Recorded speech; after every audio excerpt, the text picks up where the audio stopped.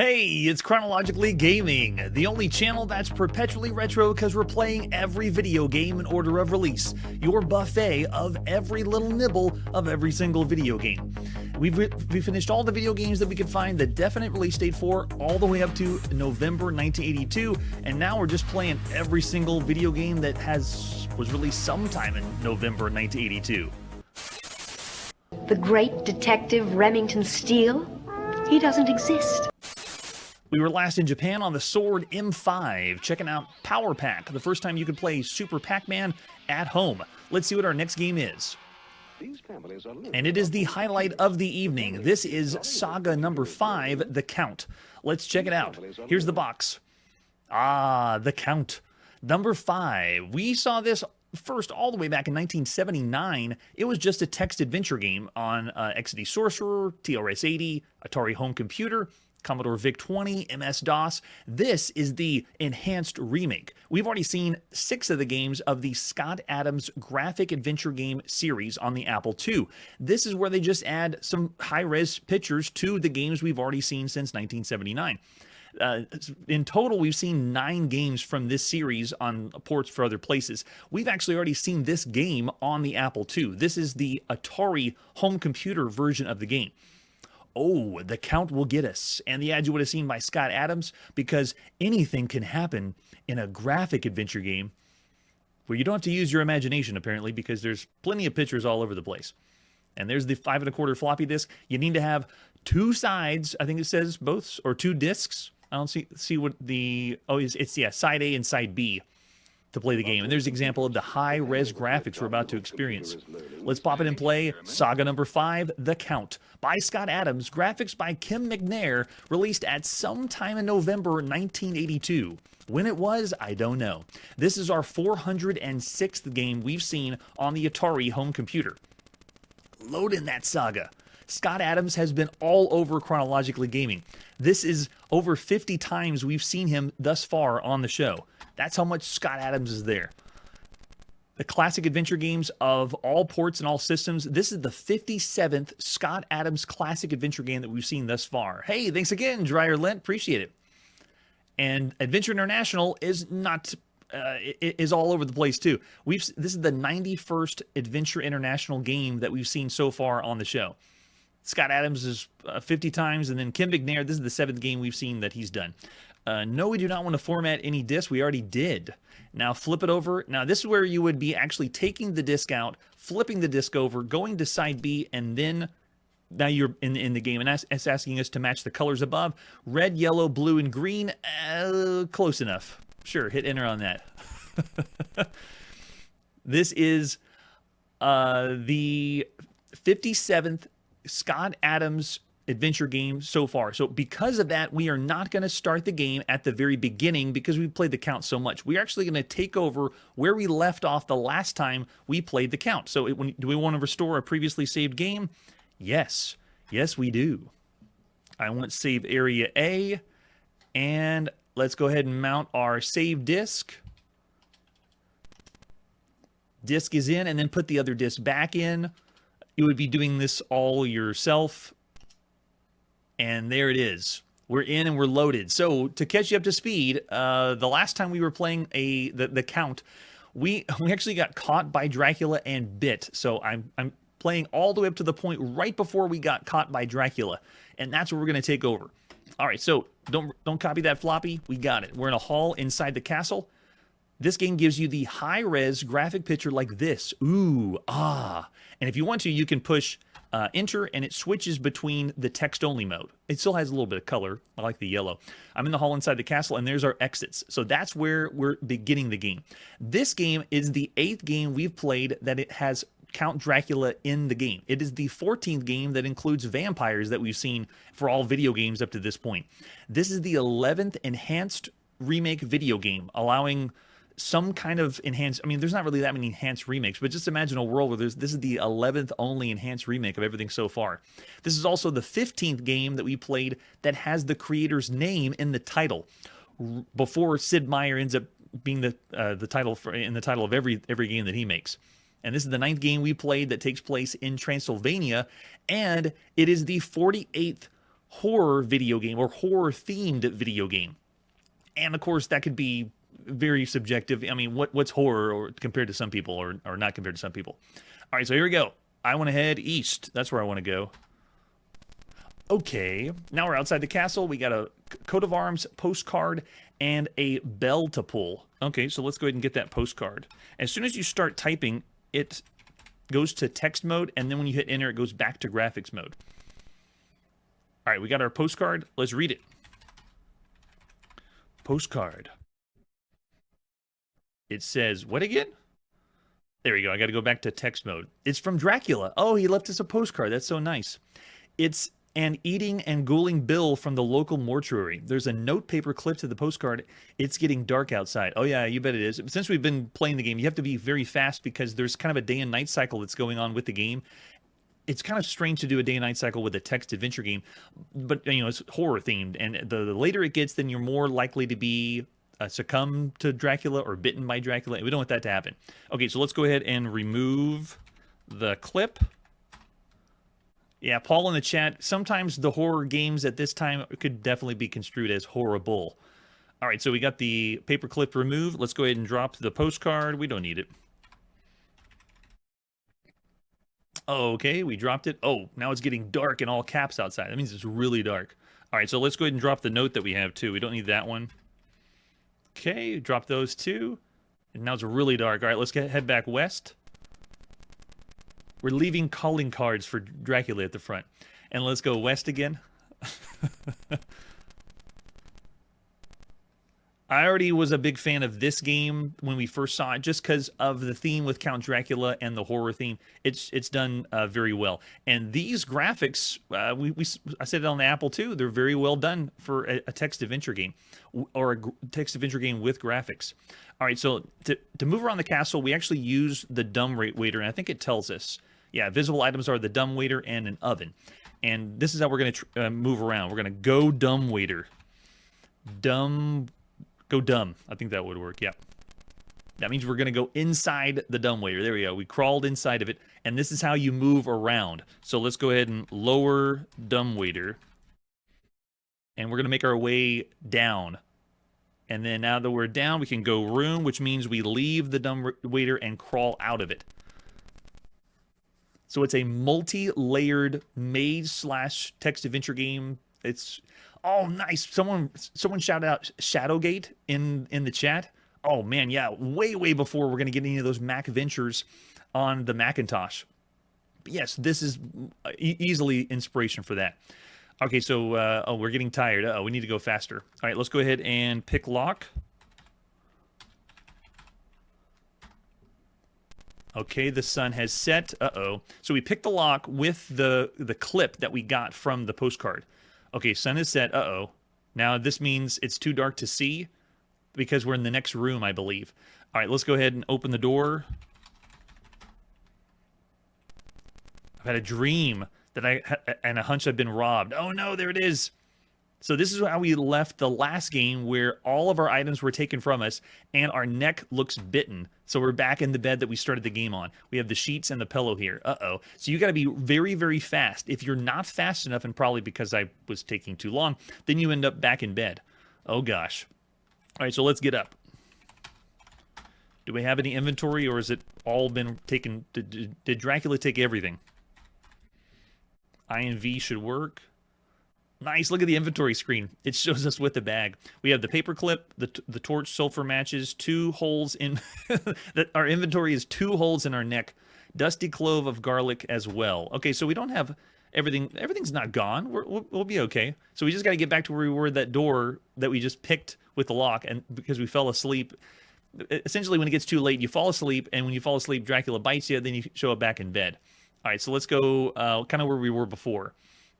We'll go ahead and go north from this location, and then go west. And we should be back where we were. Yeah, there we go. Now go dumbwaiter.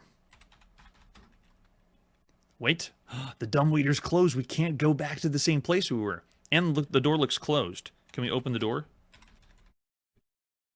No, we can't open the door. Okay, so we're in a totally new territory because of what happened with Dracula biting our neck, we don't really have an actual walkthrough because it's based on whatever the timing that this happened. Because the game takes place in a few different days. What we were trying to do is accomplish in the first day everything we needed to be laying traps or preparing for Dracula. And hopefully, if we get to day 2, that's where we would find the coffin, break the lock, and be able to take out Dracula. That's the goal of the game. So cool that we got as far as we did, but now because of what happened, everything has changed in the game. So there's not really a way to follow a walkthrough unless I guess we were to go fast enough, at least from when we loaded the game. All right, so we have a lockpick, but we can't get to the area before. So let's go ahead and head back the other direction. We'll go back east where we were before. Yeah, I wonder why the dumbwaiter was closed. All right, let's go ahead and see what we got. North, south, east, and west. Let's go north. Now we're back in the bathroom there. Now go back south. And then we have south again. Is that the bedroom we came from? There we go. So go north. I'm going to use all the cardinal directions to move around. All right, let's go east and see what happens. Now we're outside the castle. There's the coat of arms, the postcard, and then there's a bell to pull. I wonder if we can ring the bell. Pull rope. Pull bell. All right. Yep, the bell rings somewhere. Ding dong. And I really want Dracula to come to the front door. But I don't think he is. We can keep going. It said we can keep going outside if we wanted to. East to see even more than that? That's so cool.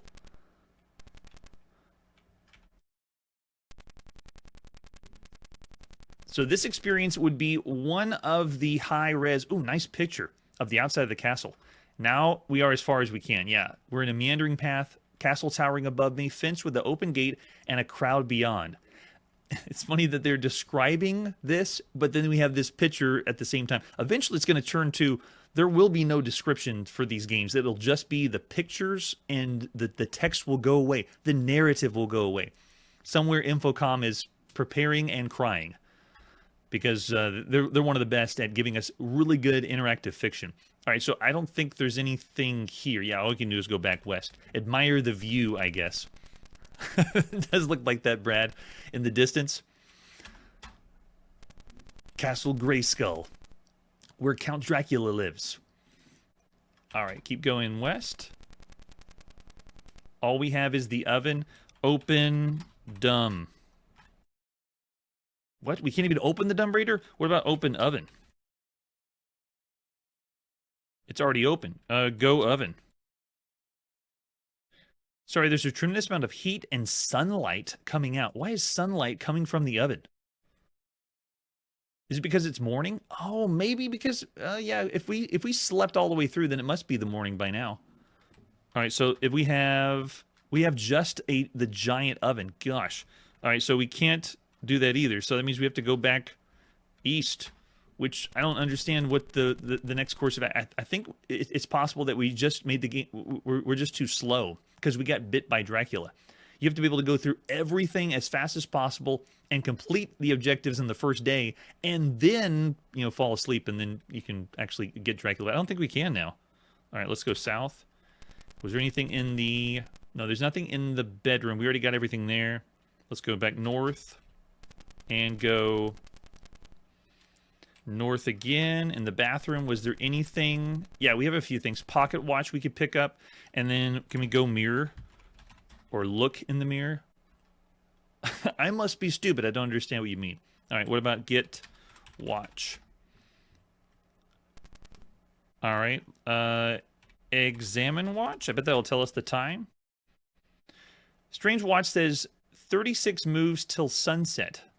Okay, so that is, I guess, how long we would need to wait. But for this playthrough, we'll have to stop here. So we were only able to complete a few things. I was hoping to get through the whole first day of trying to combat Dracula. So the next time we see this game, because we're most likely going to see it again, we will we'll be able to take Dracula out on the second one. All right, so we'll just hold it from there for all the for this playthrough, and then I would say still just like we said on the Apple II version, this is an excellent video game for all the games you could play on all home computers. It's one of the, it's not like the cream of the crop, but it's pretty close to the best text adventure or graphic adventure games you could play up to this point. You're looking in the chat, Brad's throwing a 3.5 star. I would even go higher than that. We did play some other games that were text adventure games with graphics and gave them 3.5 stars, but I'll give a nod to the count and say this one, just like the Apple II, is a 4-star game. Well done, Scott Adams. Bring us more, and then we'll just keep loading where we left off as if we're playing the same game on all these different computers. It's been fun. There we go. Nice. Yeah, same thing, L. Curtis B, you bet. All right, after that, let's see what our next game is. We're next going to the Commodore VIC-20. This is Scrambler. Scrambler? Sounds like a ride at an amusement park. Man, I hurled on the Scrambler. Here's the box for Scrambler. Very nice. By Solar Software. Runs on unexpanded VIC-20. Don't need to pay for any extra memory. 100% machine code. And artwork looks all right. Spaceships and sci-fi. That's bread and butter for video games. What other artwork do we have for Scrambler? This is our 319th game we've seen on the Commodore VIC-20. Bring it on. There we go. The cassette tape we're going to pop into play because you played video games on cassettes here in November 1982. It shows us how to load on the cassette, which is very helpful with a screenshot. Let's pop in Scrambler. This is by John P. S.A.G.A, published by Solar Software at some time in November 1982. This is the third time we've seen Solar Software and John P. S.A.G.A. They did Super Breakout, not official, and Galaxy Ons. I'm going to fast forward through us loading the cassette tape because we just don't have time for that. Instructions. You are flying over the surface of Mars. Bomb and shoot the rocket in fuel dumps while dodging the mountain peaks. You have 3 ships per game. Try to get the highest score possible. Okay, yeah, it makes sense. There's joystick controls. Nice. Okay, joystick's good. And then if you do want to use keyboard, you can as well. Oh, wait, no, it does have the keyboard controls. All right, and then we want to play the game, and then it loads again. A second load. We'll fast forward through that too. We just don't have time for these loads. There it is. And now we're done with the load. Here we go. Pressing. Oh, there's the keyboard controls. I have the joystick in, so we're in. Fire to start. I have no control over the speed of my ship. I can't push back on the joystick to drop a bomb, and I have my fire in front of me, but wow, the fire is slow. I have a delayed response to my shot. I am playing a shoot 'em up. Barely. It feels like a slow 'em up because of the speed that it's moving. And we're dying fast. The response for the joystick control is much to be desired. But I can move up and down. I can just move left to bomb, fire to shoot, but it's so slow to respond. Like right there, I have to fire 1 shot at a time. I feel extremely underpowered. This is the 160th shoot 'em up that we've played on Chronologically Gaming, and that is scrolling shoot 'em up, whether horizontal or vertical, on all systems, all platforms. Well, that was a fast death. Let's go in again. This is the 97th shoot 'em up that we've seen on all home computers up to this point. So the idea of a scrolling shoot 'em up like this was really popular in 1981, and then it's been blowing up. There's been so many games. This is the 18th shoot 'em up that we've seen on the Commodore VIC-20 alone. Just keep scrolling and shooting, but man, it's so slow to respond. The shot it's pretty weak. Man, oh man. And obviously this is taking an homage from Scramble. This is the this is the 51st Scramble variant that we've played on Chronologically Gaming on all systems, and that includes Scramble itself. That was in the arcade. There's really not a series or official games that for Scramble. Scramble, I need to call it that.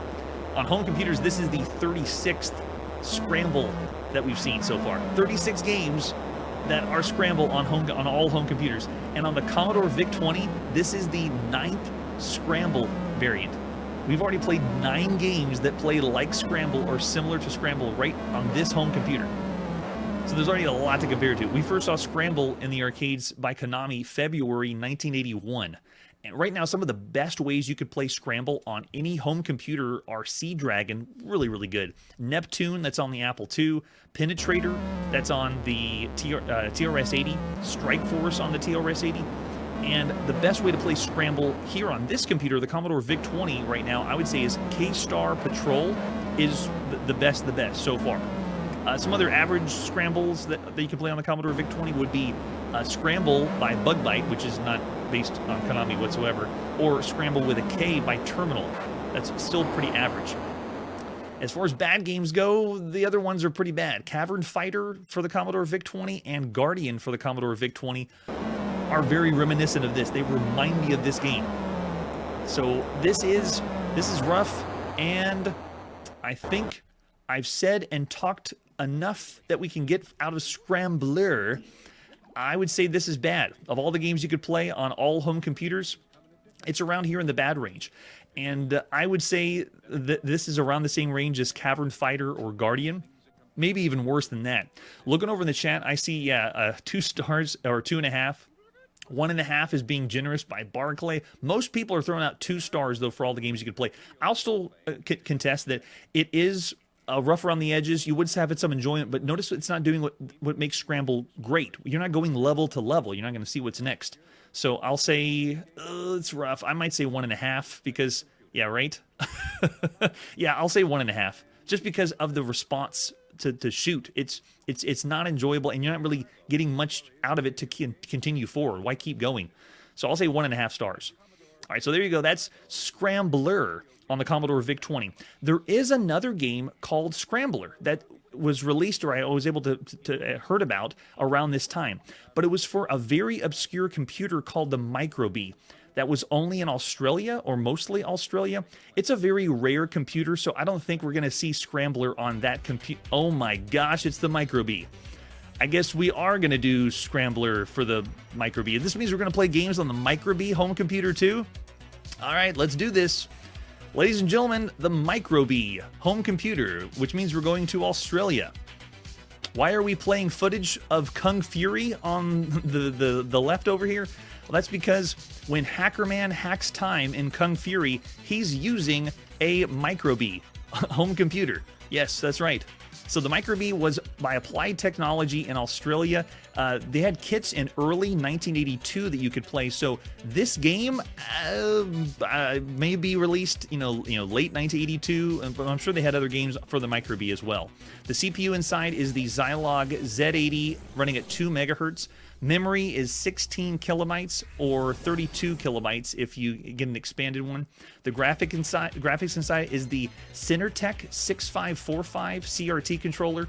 It has 64 by 16 characters, 512 by 256 pixels, not too shabby.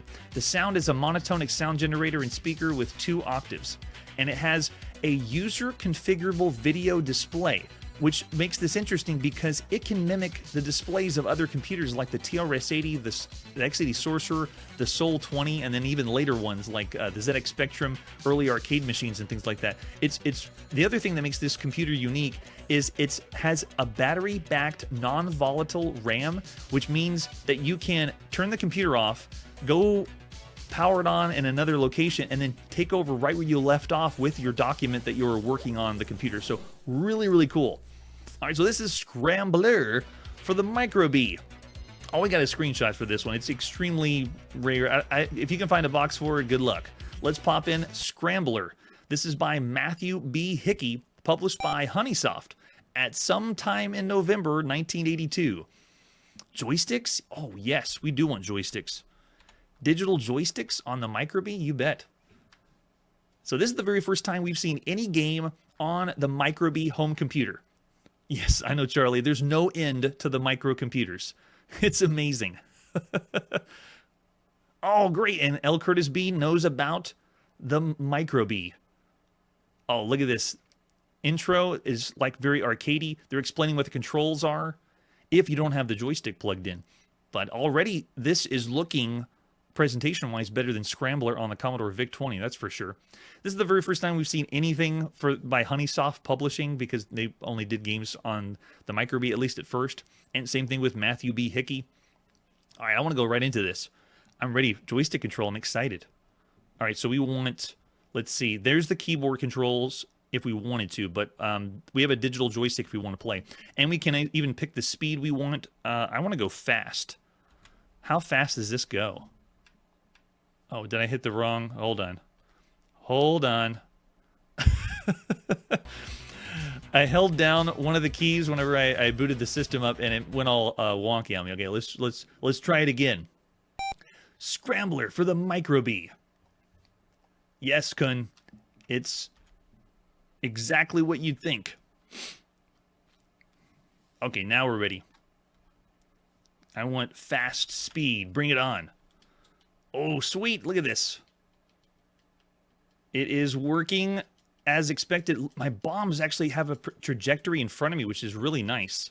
The bombs actually could work as good as the your main laser. Where's the sound, though? This does have a...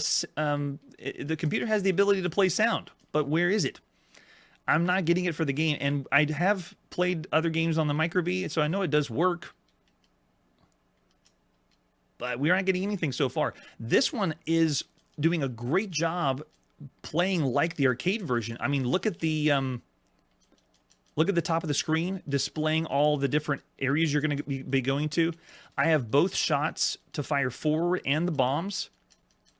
Nope. But I cannot move left or right at all. All I can do is move up and down and then fire the 2 shots.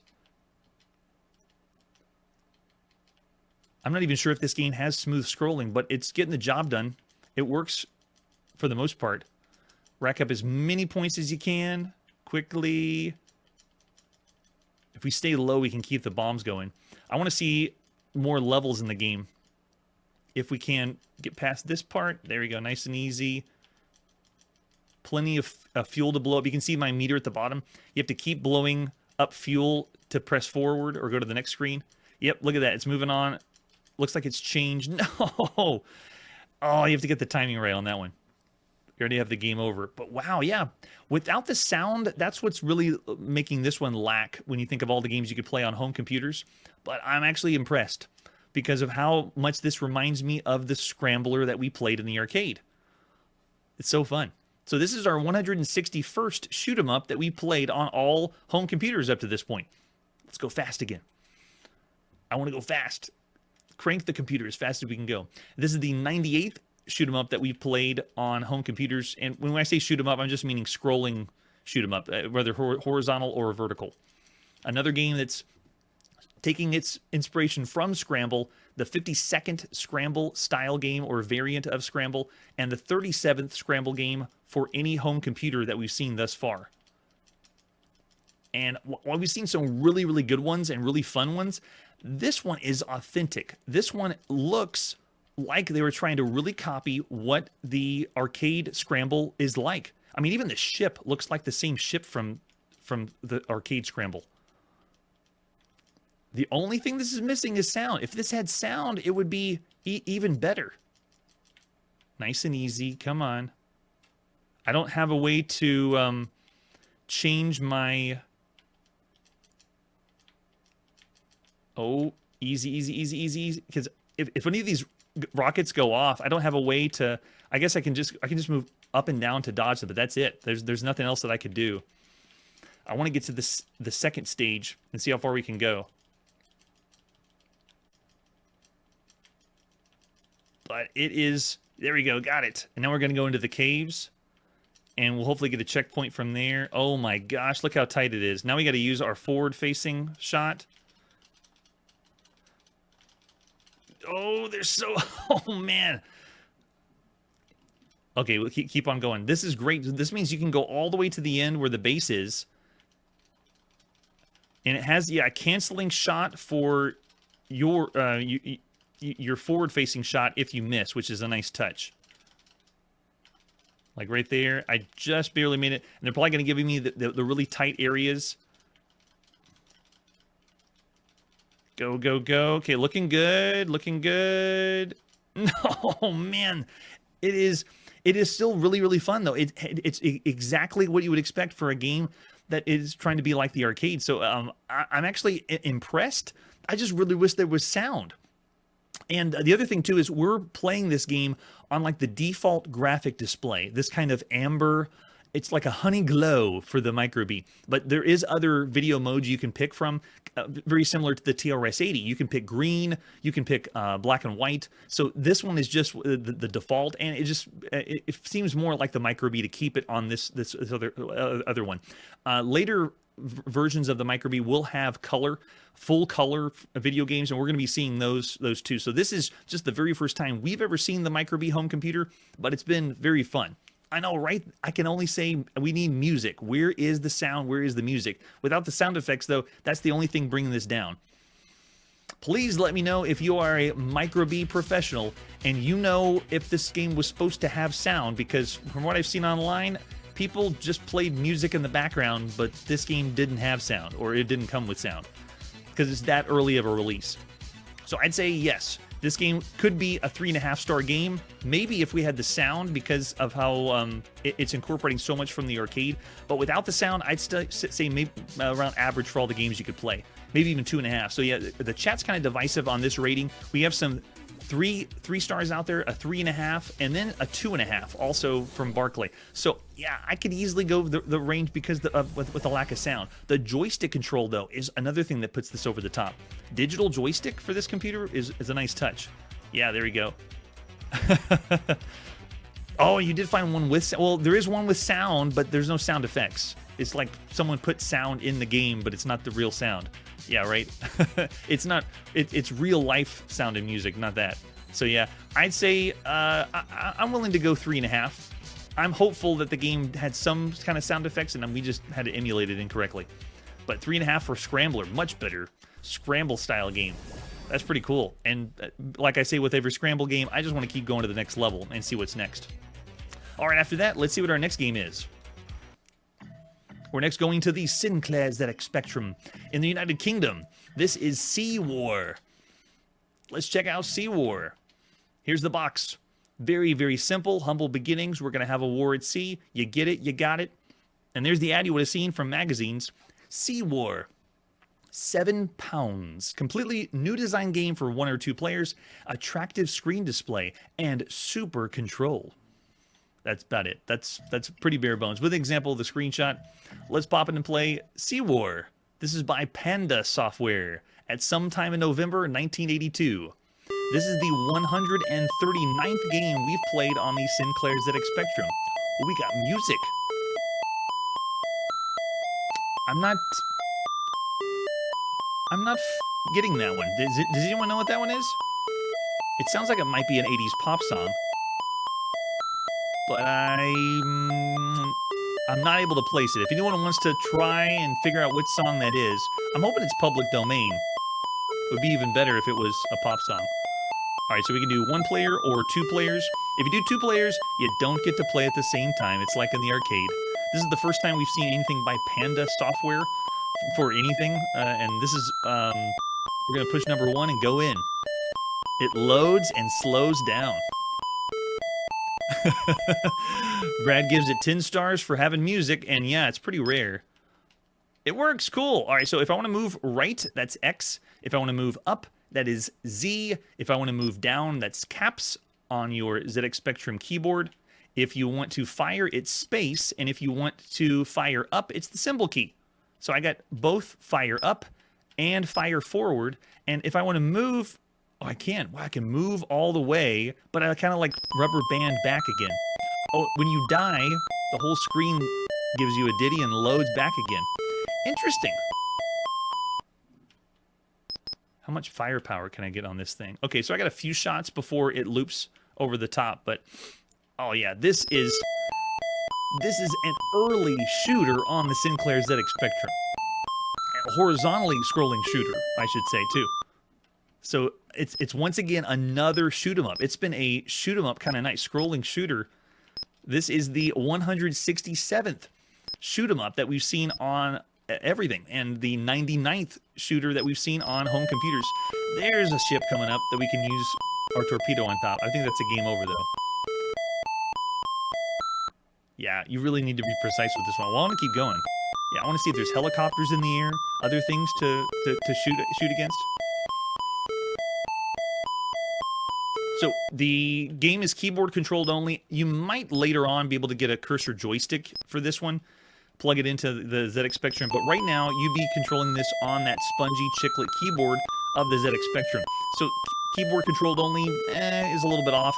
I would say this game is kind of like a mix between we're playing Scramble and Seawolf because I have that top shot.